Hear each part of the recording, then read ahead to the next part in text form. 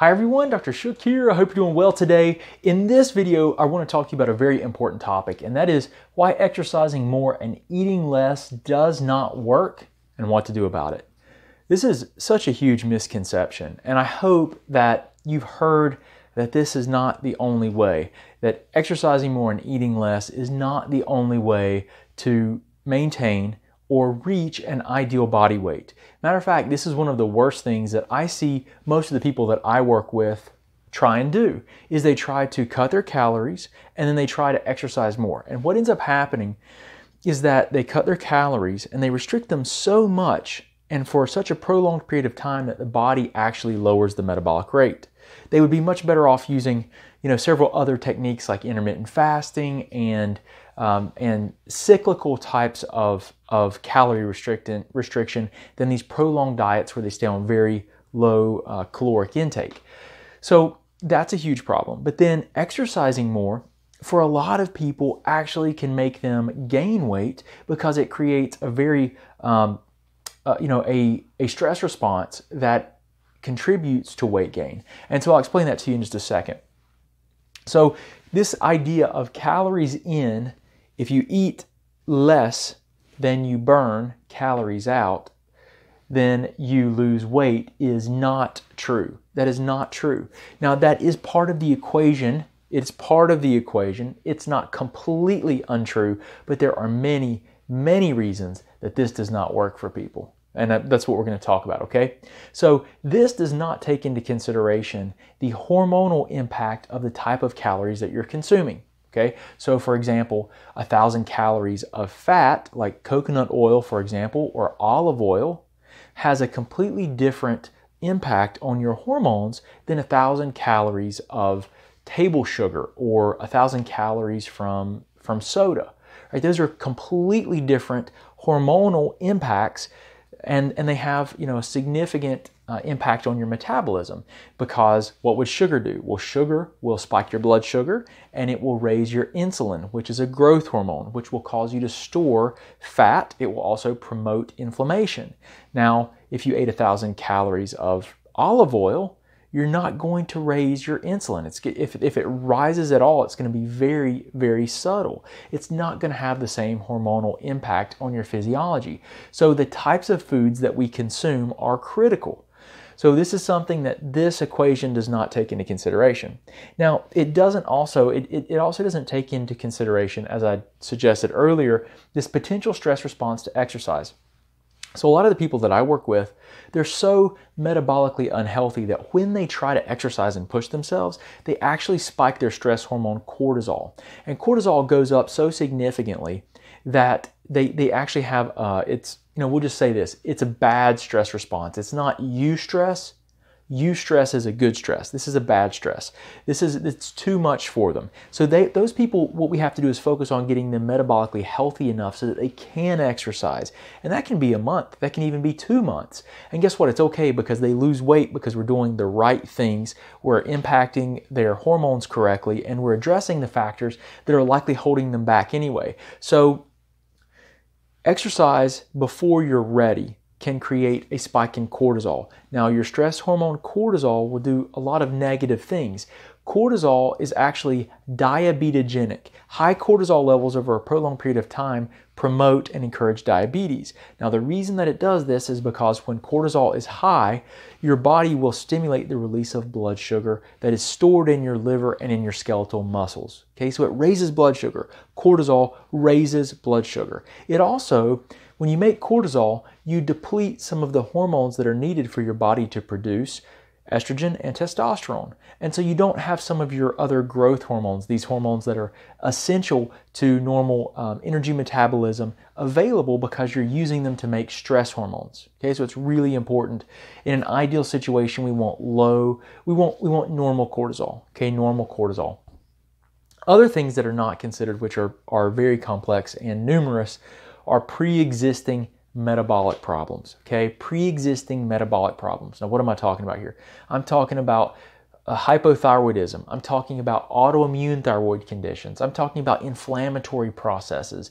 I'm talking about estrogen and testosterone imbalances, anemia, where you don't have enough red blood cells or the right color or size of red blood cells to carry oxygen to the cells of your body where you produce energy. You don't have stable blood sugar. So the blood sugar fluctuating up and down is wreaking havoc on your hormones. It's also, it's not allowing you to have a steady supply of blood sugar to the cells of your body, so they can't produce energy. Listen, if we just think about weight loss, if we just think about it on the level of the cell, think of like every cell in your body as being an engine, okay, like a car engine.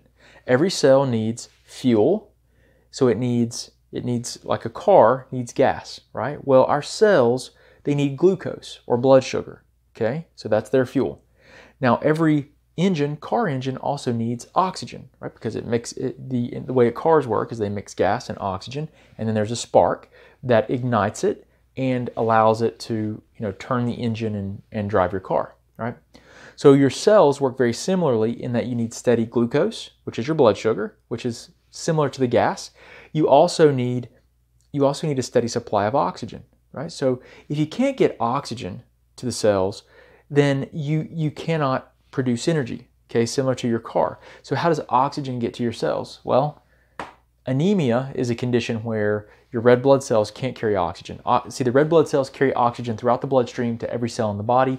When the cell carries the oxygen where it needs to go, it is made available to the cells of the body so that they can use it to produce energy. The cells of your body take oxygen and glucose together, and then thyroid hormone is the spark that drives the production of energy.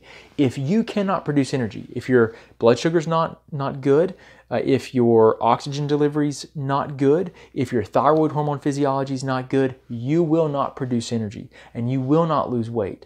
So if we did nothing else other than look at those factors that impair cellular production of energy, we would be far ahead of this equation, because most people are not overweight and obese because they have a terrible diet. A lot of people make changes to their diet, they exercise, and they have problems. They might lose weight, but then they hit a plateau, or they never lose weight. They have just resistance, even when they're restricting calories, even when they're spending all this time in the gym.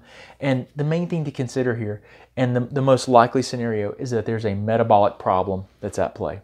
Right? So what you have to do is you have to use a process that helps you to investigate these factors. So you have to detect the problem. So what we do in clinical practice is I look at their health history in great detail. We spend an hour talking about all the symptoms and problems that they're having, all the things that led up to this point in their life where they're having these challenges. And then I reviewed all that prior to even talking to them. So we spend a lot of time trying to understand you and the factors that are promoting these issues.